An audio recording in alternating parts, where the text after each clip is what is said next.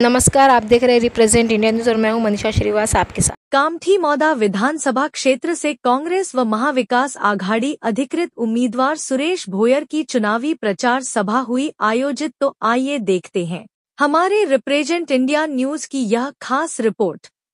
आणि त्यामुळे त्यांच्या विरोधात जे लढले होते सुरेश भाऊ भोयरच्या विरोधात ते याच मौदा तालुक्यातील एक कार्यकर्ता ते आमदार झाले। त्यावेळेस सगळ्यांनी परिश्रम घेतल्यानंतरही थोडी कसर कुठेतरी तुमच्या मौदा तालुक्याच्या लोकांनी चांगली कसर दिल्यावरही आम्ही कामठीचे आणि नागपूर तालुका थोडा कमी राहिला। पण यावेळेस आता जयंत दळवींनी सांगितल्याप्रमाणे आणि कामठी आणि नागपूर तालुक्याने जे भरपाई करायला पाहिजे ती भरपाई मौद्यातूनही होत आहे, कामठी आणि नागपुरातूनही होत आहे आणि कोराडी महाजुल्यातूनही होत आहे। तुम्ही ज्या पद्धतीने शक्तिशाली म्हटलं, ज्या पक्षाने एका माणसाला बदलवून शासनाच्या स्तरावर काम करण्याची संधी दिली त्यांना बदलवून जर त्यांना काम कार्यकर्ता सक्रिय नाही आणि म्हणून त्यांनी बदल केला असेल असं आपण थोड्या वेळात सांगू, पण त्यांना काही दिवसानंतर मोठं पद देऊन त्यांचं पुनर्वसन केलं आणि पुनर्वसन केल्यानंतर त्यांना आमदारकीचं पद दिलं। एमएलसी त्यांच्याजवळ आज एमएलसीचं पद आहे, पण त्यांच्याजवळ एक पद असेल तर त्यांच्याच पक्षाचा तो कार्यकर्ता 5 वर्ष या ठिकाणी माजी आमदार म्हणून आता ते झाले, तर त्यांना न लढवता जर यांना लढवलं, या दोन्हीची तुलना जर केली तर कुठेतरी सक्रिय कार्यकर्त्याला निष्क्रिय करणं आणि निष्क्रिय कार्यकर्त्याला सक्रिय करणं ही भाजपाची वृत्ती काही नवीन नाही, हे जुनीच वृत्ती आहे। नागपूर शहरामध्ये पश्चिम नागपूरचा फक्त एक मतदारसंघ भाजपाकडे नेहमी राहत होता, पश्चिम नागपूर। तिथं कधीही काँग्रेसनं त्यांना एकही मतदारसंघ दिला नव्हता, पण एकदा एक पश्चिम नागपूरचा मतदारसंघ त्यांना बहुजन समाजाच्या माणसाला उमेदवारी दिली आणि तो उमेदवारीचा मतदारसंघ त्यांच्या हाती गेला। काय झालं, हळूहळू करून त्यांनी नागपुरात पाय पसरले आणि भाजपची जे शक्तिशाली जे म्हणतो आपण त्यांचे ते धोरण आहे की बहुजन समाजाला जवळ करणे, बहुजन समाजामध्ये जातीमध्ये फूट पाडणे आणि मग आपला पक्षाचं हळूहळू पक्ष मजबूत करणे।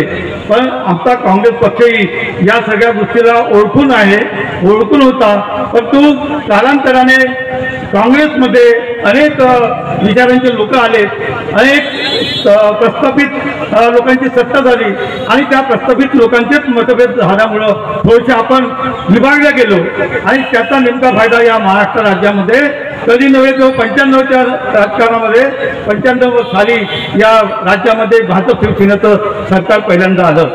देशाची हाच प्रकार घडला।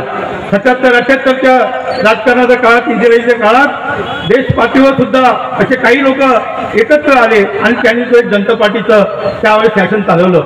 पण तुम्हाला सांगतो, केंद्रात पण कधीही भारतीय जनता पार्टीचं शासन आल्यावर पूर्ण वेळ सरकार चाललं नाही।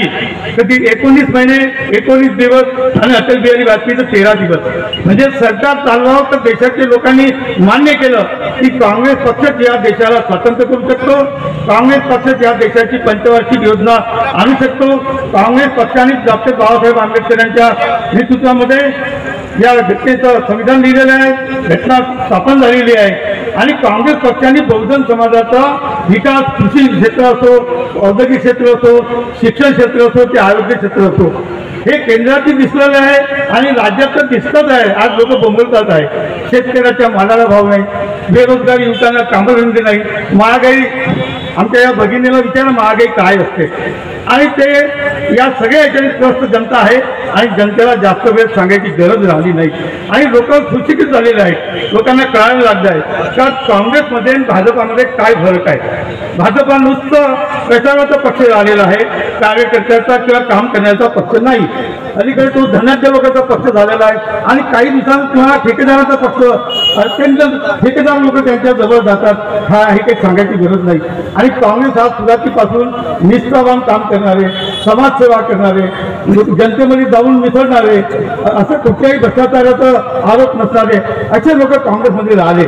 आता भाजपमध्ये एक तणावदायी आहे की 2 पक्ष ज्यांनी फोडले त्यांच्यातले ज्यांच्यावर भ्रष्टाचाराचे आरोप आहे अशांनाच मंत्रिपद दिले या भाजप सरकारने आणि आज सिद्ध झालं की भ्रष्टाचार लोकांचा मंत्रिमंडळामध्ये जर समावेश केला असेल तर याच भाजपच्या जी आघाडी आहे महायुती आहे यांच्या सरकारमधले मंत्री सगळे भ्रष्टमंत्री यांच्याजवळ आहे. एकीकडे मोदी आणि योगी काल सांगून गेले की आमचा पक्ष भ्रष्टाचार नाही आहे, देशाला एक करणार आहे, एक आहे तो नेक आहे, एक आहे तो सेफ आहे. अरे कशाचे नारे देता तुम्ही? या देश एकत्र करण्याकरता महात्माजीने तुम्ही गोळी मारणारा पक्ष, इंदिराजीची हत्या करणारे तुम्ही लोक, राजीवजीची हत्या त्यासाठी झाली. राष्ट्रीय एकात्मताना जे हिंदुस्थान राष्ट्र एकत्र ठेवायचं होतं, राष्ट्र अखंड राहून जीवाची बाजी देणारे काँग्रेसचे नेते, त्यांना मारणारे हत्या करणारे तुम्ही लोक, आणि तुम्ही देशाला तुकडे करू नका, एक राहा अशा घोषणा करता.